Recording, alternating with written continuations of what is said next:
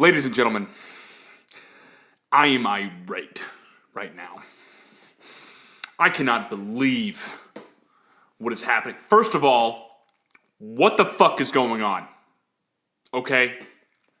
Second of all, how dare they? I have just heard recently that Austin and some other places in Texas are giving out free ACL wristbands for anyone who has the audacity to get vaccinated. And frankly, I'm fucking disgusted that months ago, I received my COVID vaccine, my Operation Warp Speed vaccine TM. And I didn't get jack shit. Nobody gave a fuck. Nobody even asked. They said, "Hey man, how you feeling?" That's all I got. And I said, "I'm doing great." But Jesus Christ almighty. I want free shit. Everybody wants free shit. I want free shit.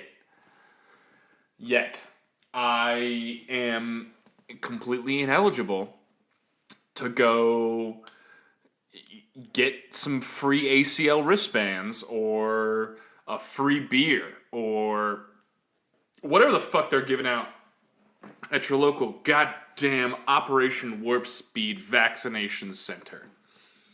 It just blows my freaking mind. I don't know. As you can tell, I'm a little frustrated because I just don't know what I'm going to do. Can I go? I was a Moderna man for a long time. Can I go and get a Pfizer shot? Can I get a Pfizer pair, as some people are calling it, a double P, a Pfizer pair?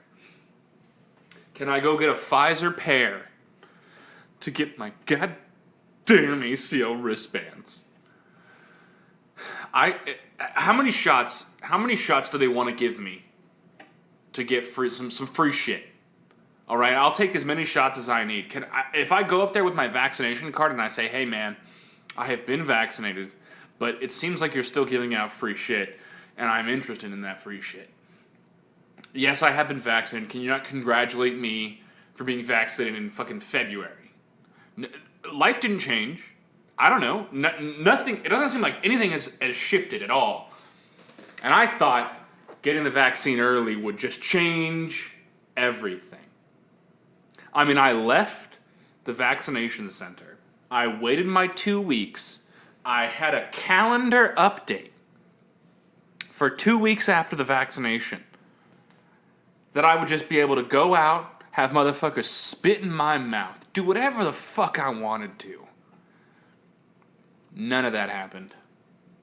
I still wore a mask when I went into goddamn grocery stores.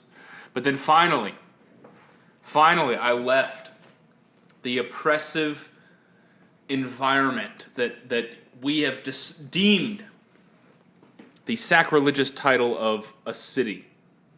I left civilization and I went out into the heartland of the goddamn United States of America. I went to the heartland, moved out to Tennessee, and surprisingly, they don't really give a shit if you wear a mask, but surprisingly, there are a lot of people still wearing masks.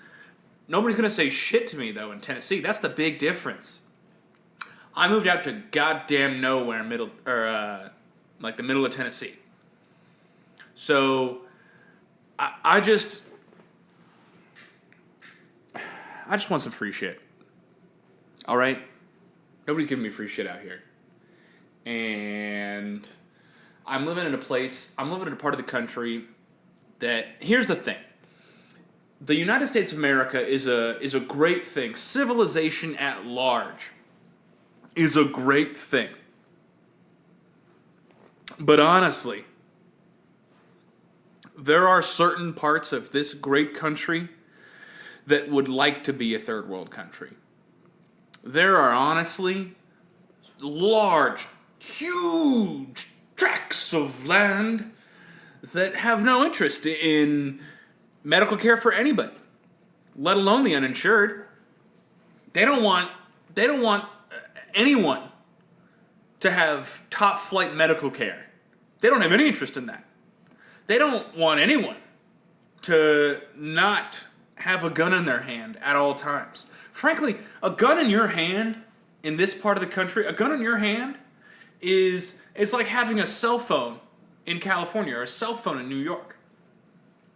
If you're going to walk around civilization, you better fucking have your cell phone strapped to your hip, fucking waist holder. Those things are coming back, I swear to God. I don't know how those things ever went out of style, but they're coming back. And honestly, having a gun is like an extension of yourself. Much like how some people today, if they go 5 minutes without their phone, they start getting itchy and freak the fuck out. That's how you should be with your firearm. And hopefully you don't have to discharge this thing as much as you discharge the battery on your phone, but goddamn, doesn't it feel good when you do? I just think that there's more area, more people, a higher population than we would like to admit that wants this country to be a third world country. They want only a select few individuals to succeed, and not even succeed, but even less than that, they want a remarkably few individuals to live in an environment without bugs and pests and, I just think it's disgusting. If you go to a city, if you live in a modern day apartment in a city, you are living in such a sterilized, sanitized fuckville that not even roaches can survive. I'm not talking about thrive. I'm not talking about holding a fucking colony and having elections, deciding who the top roach is. I'm just talking about living at all. A creature that can survive a nuclear goddamn warhead can't live in your apartment, yet you sleep there every night. The whole place is so fucking sanitized, it makes me sick. But also really not sick, because it is in fact so sanitized that really the only time you come in contact with like a germ or a pathogen is when one of the gay dudes gives you a reach around and then spits in your mouth. That was the weird part. I lived in Dallas, Texas for a couple of years, and I don't know what anyone was talking about. People rave. They're like, Austin is the blue dot in the sea of red. No, it is not. I bet if you did it by population, there are probably the same amount of crazy fucking liberals in Texas as there are conservatives. It's just the conservatives are so spread out, like butter.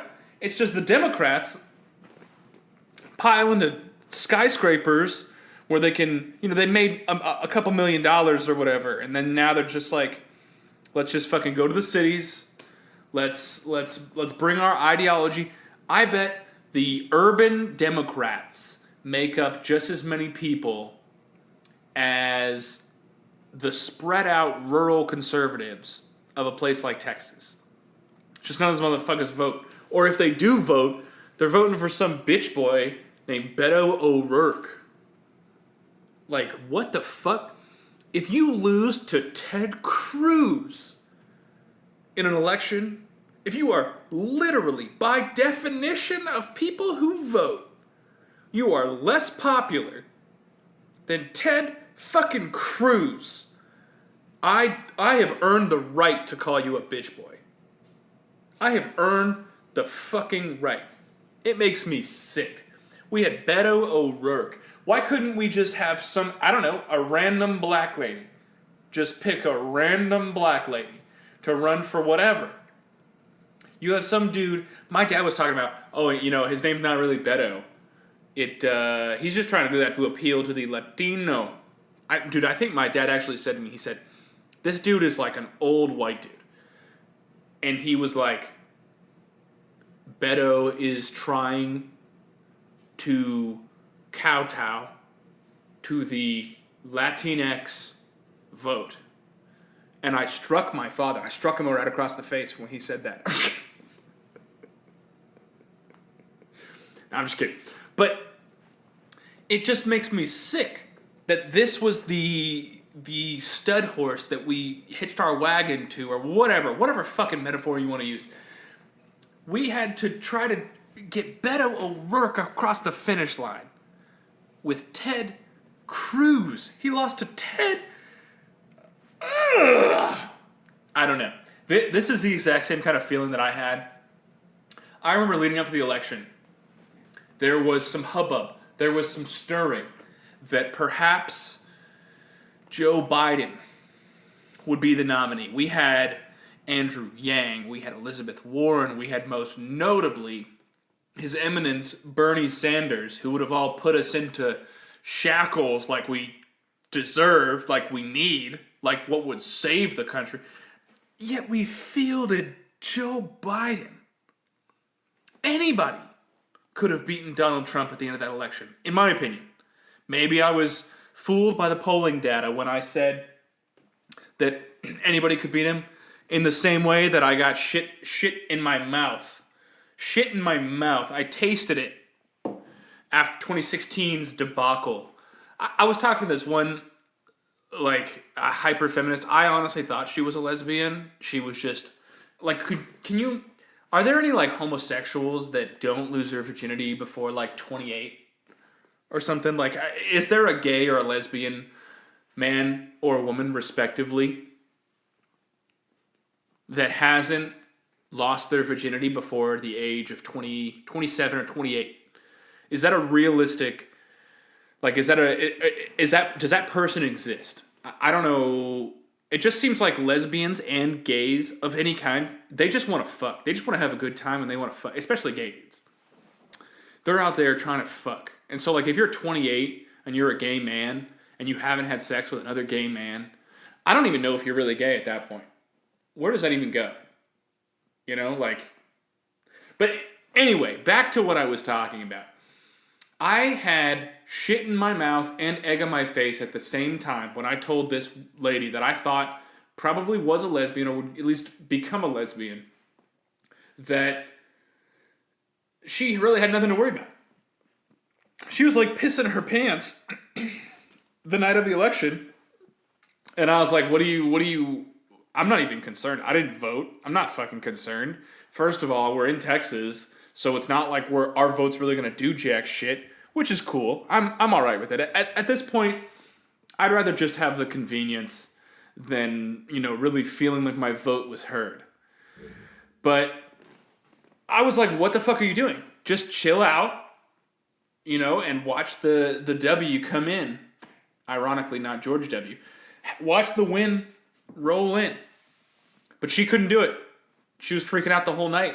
And little did I know, the next morning I would be proven, I would stand very corrected. So, I mean, maybe I'm falling for similar levels of polling data that showed Joe Biden winning. I don't know if it was like, oh, he was supposed to win by 50 million votes or some crazy ass shit. He was supposed to have the greatest electoral college victory that, anybody wanted. And that's the crazy thing to me. For people who didn't go to college and think that shit is just elitist academic pricks trying to shove leftist knowledge or leftist propaganda down our throats, they sure do love the electoral college. It's just a little striking to me that people who have gone to college don't support the electoral college at large. I'm sure a lot of people that have gone to college do still support the electoral college. But still, we had Joe Biden.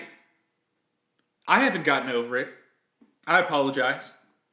There were some things that I wanted the next president to do that doesn't appear to be getting accomplished. I had no intention of getting gainful employment to support myself and my family. And I was frankly hoping that the next president could take all that, sweep it under the rug. I thought the whole thing was like, I could exist and go throughout my life and people would just pick up after me. That was what I was told. If that's not the case, somebody really needs to like give me a memo or something. But that's what I was told. So if at this point, if the thing that I have been sold for, almost 3 decades now,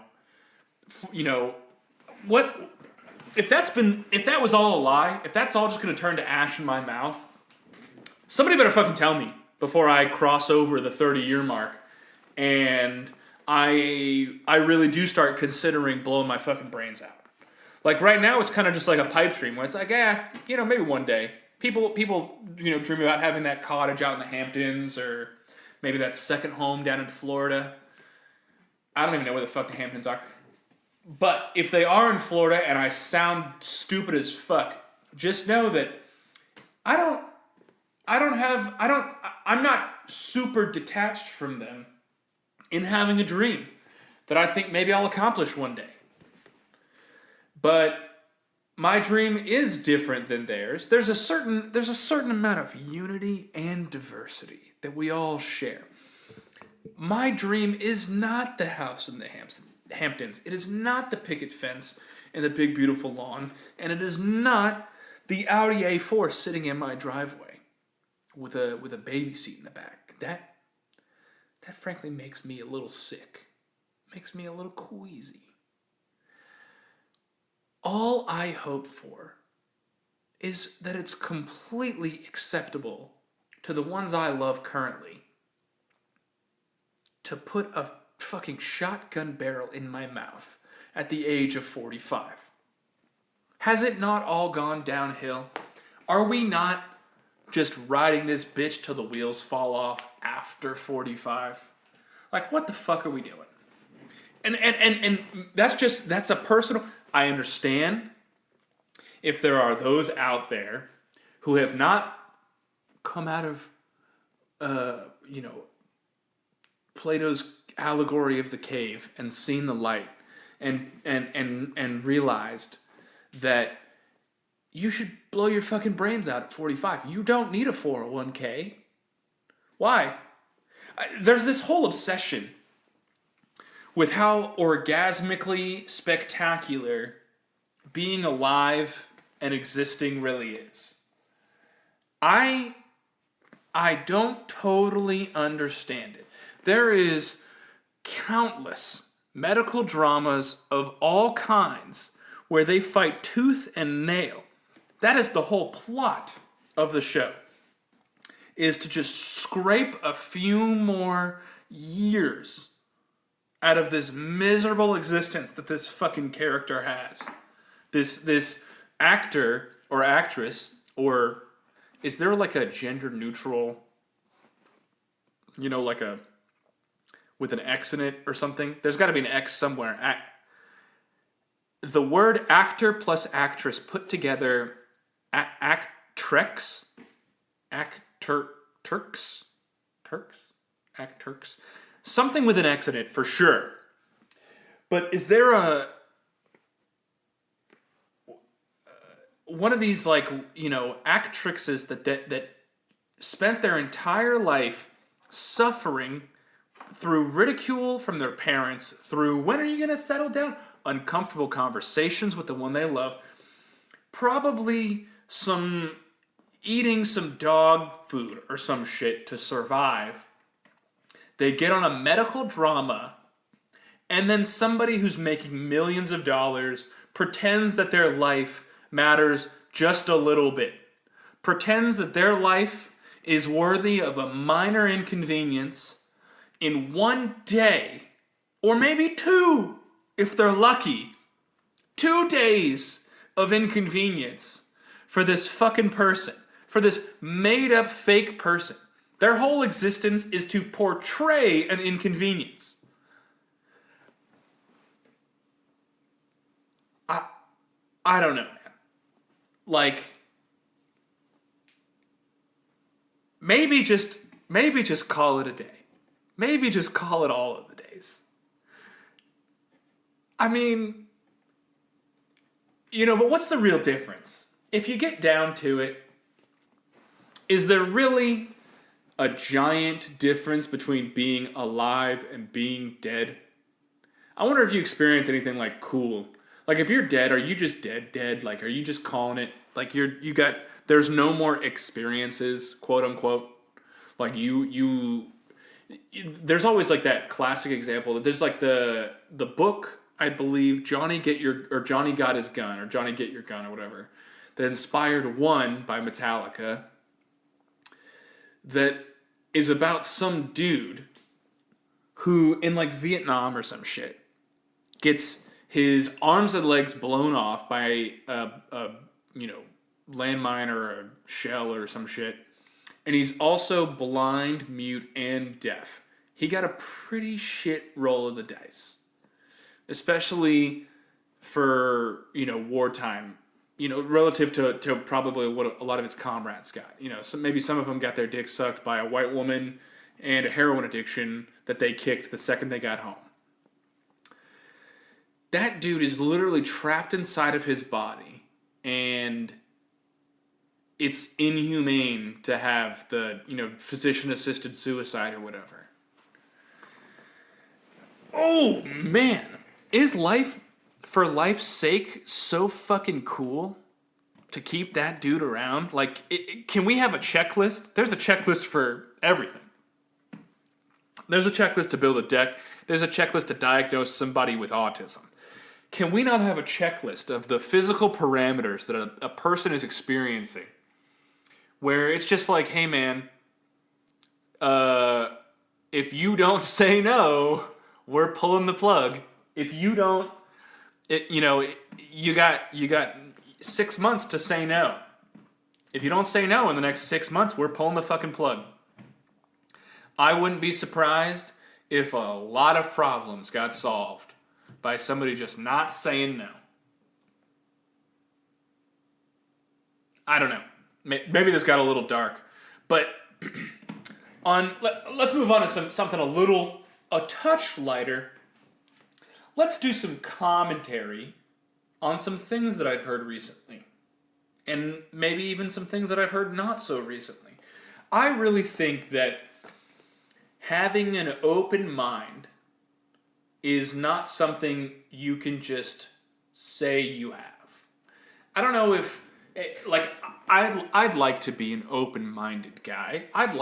Because I feel like having an open mind makes you the most open to reality, to whatever's like really going on. And so I feel like it's important to have an open mind, but you can't just say, hey man, I got an open mind to all kinds of stuff. Because we've seen shit like Facebook and Twitter and Instagram or whatever, they can like warp people's brains to think about the world in a different way. Like you could have my grandmother, one of the smartest women I've ever met. She lived to 94 years old. She was using a smart TV before my parents were, like her children. She had an iPad, the latest iPhone, everything. But she spent the last decade of her life sitting in front of a TV, strapped in, with Fox News firing into her fucking eyeballs. Just skull fucking her face. Fox News, Tucker Carlson. I love the man, but god damn, what was he doing to my grandmother? And it was frankly a little striking, the after effects of this level of exposure. She was saying some pretty outlandish shit in her later years. And I mean, she never really got to the point where it was like, she was talking to people that weren't there. She never did any of that shit. She always knew where she was. She frankly could probably tell you what time of day it was. She knew like restaurants that she wanted to go to in the area. She had that shit nailed down pat. Unless she was putting on a fucking fantastic facade, she knew what the fuck was going on. But she would tell me, I'm a little worried that Call of Duty might be a government plant to get our children desensitized to violence and more prepared for combat and military service. I was like, Granny, what the fuck did you just say? I mean, maybe. I mean, I don't... It could be. It really could be. But for a 94-year-old woman to say that was a... I was like, hey, maybe that's not wholly your idea. Maybe you might have heard that. Or at least something similar to that on the TV. And, she was old as shit, but she was one of the most devout Trump supporters I've ever met, God rest her soul. And it just really proves my point, I believe, that being influenced by media of any kind, if you go on Twitter, Facebook, Instagram, Fox News, CNN, MSNBC, Reddit, Breitbart, The Intercept, all of that shit is going to narrow the way that you look at the world and make it even more difficult.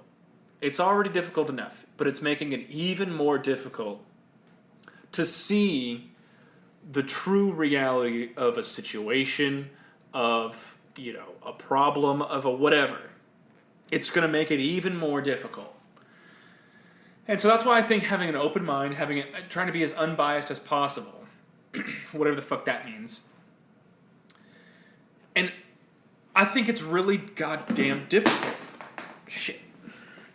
to have a fully open mind. But one of the ways that you can really help having an open mind is seeing things that don't necessarily support your current worldview.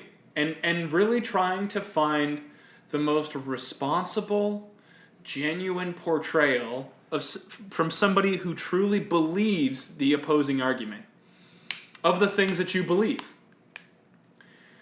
So I don't know what your opinion of me is currently, but I probably find myself more left-leaning if you're retarded enough to believe that either of the two major parties support every single line item thing that you also believe in. You should probably be put down like a limp horse. But I'm not Democrat by any means.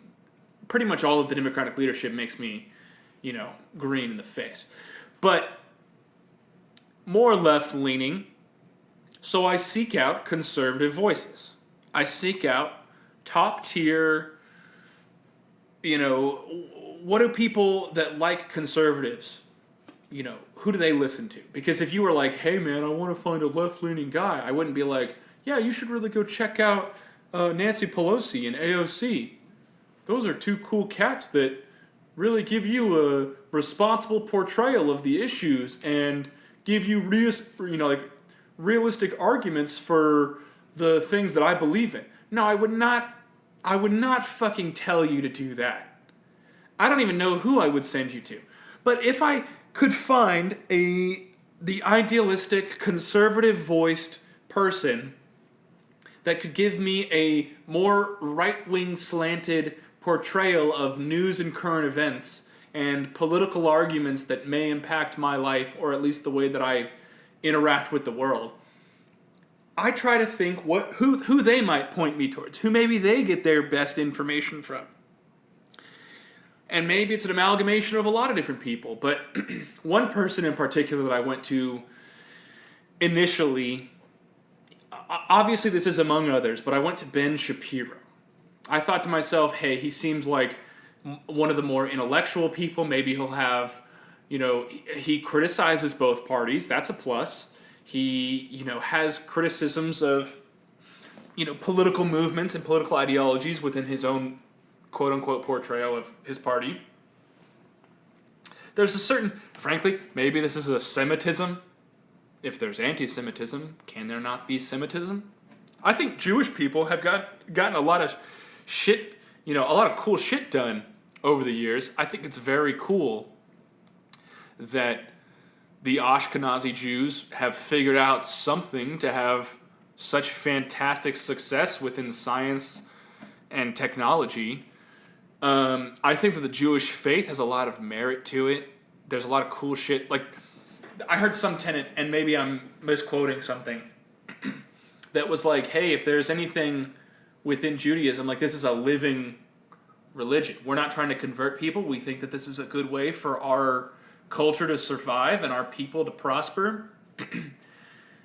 But they don't really proselytize, and they really try to grow and adapt with humanity.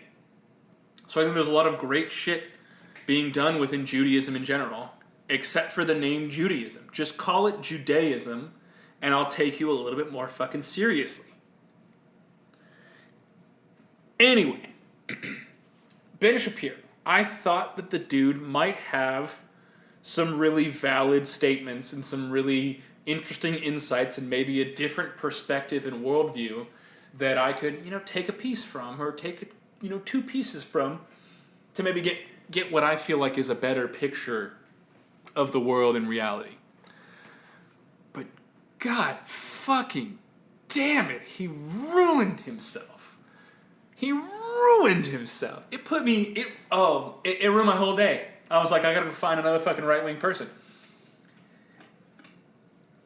It was the whole controversy.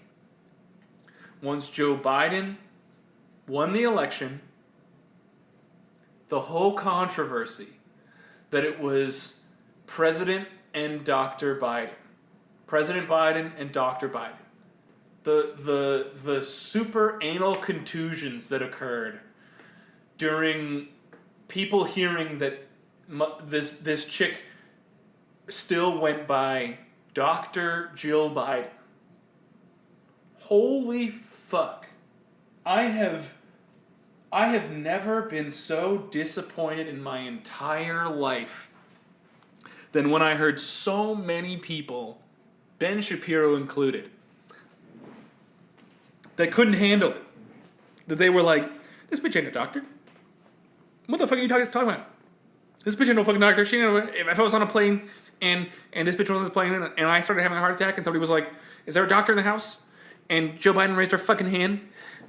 Do you know how fucking pissed off I would be? It blew my mind that they could not get through their heads that maybe the words doctor and physician were not redundant. That maybe they are synonyms, God forbid that they're synonyms, but not the same fucking word. There's a reason you call somebody House MD. Gregory House MD. Do you remember that part? MD, that part of your favorite show, I bet? Who doesn't love House? It stands for medical doctor. That should be redundant if doctor only meant physician, or doctor only meant somebody that practices medicine and does no harm and shit like that. But they call them medical doctors because there's all kinds of fucking doctors.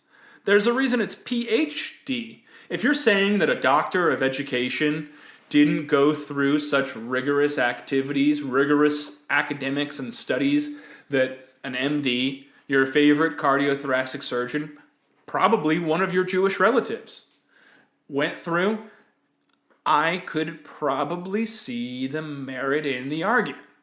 Potentially there is a difference in the, I would frankly probably want my brain surgeon to do a little bit more rigorous training, to be under the watchful supervision of his superiors for a little bit longer than maybe a doctor of education. But what the fuck, man?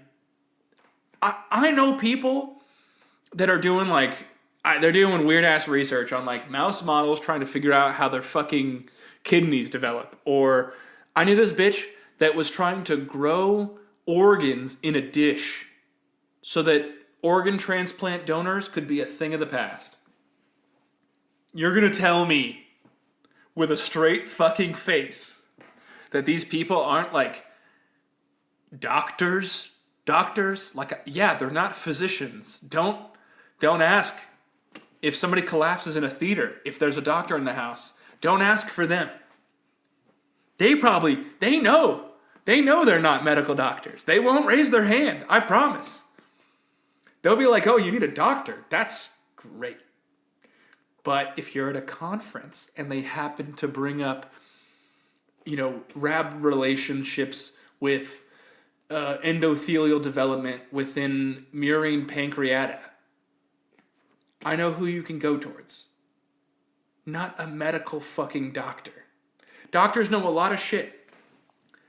But there's a big difference between a medical doctor and a PhD and a DO and a doctor of chiropractic, so not all doctors are made the same. Not all doctors are, just because you have the honorific of doctor, all those honorifics don't necessarily endow that person with the same kind of prestige. But you gotta have a better fucking understanding of the word doctor. Just the definition.